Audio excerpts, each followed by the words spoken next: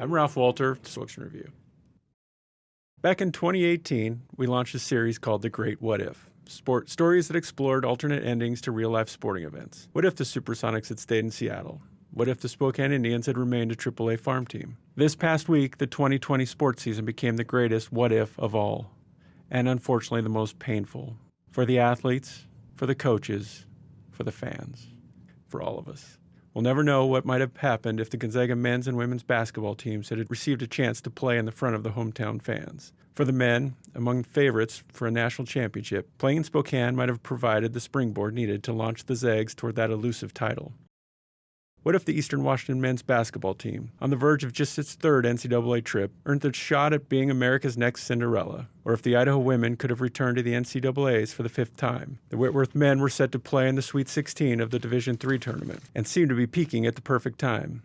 And the effects of coronavirus cancellations are not just limited to college basketball. The Spokane Chiefs were the hottest team in junior hockey over the past month or so and had legitimate Memorial Cup dreams. The Spokane Shock and Arena Football were set to relaunch March 22nd. The High School Showcase, featuring the area's best high school boys and girls basketball players, was set to tip off Tuesday at Lewis and Clark High School. Spring sports, from high schools to college, were revving up as well. Now, it's just all a blur. Sports, always such a wonderful distraction from the realities of everyday life, have been shuttered until further notice. It's a safe, smart decision not to play the games, but it still hurts. The Gonzaga Bulldogs are the West Coast Conference Tournament champions.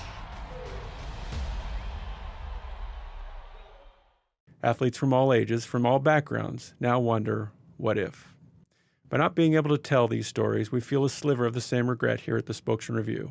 Our sports department, which learned a month ago that we had earned top 10 awards for both our daily and Sunday sections, and an honorable mention for our football section in the annual Associated Press Sports Editors Contest, was eager to show off more stunning work in the coming weeks. Columnist John Blanchette was working on a Gonzaga basketball story that examined how teams hosting NCAA tournament games in their hometown have fared over the years.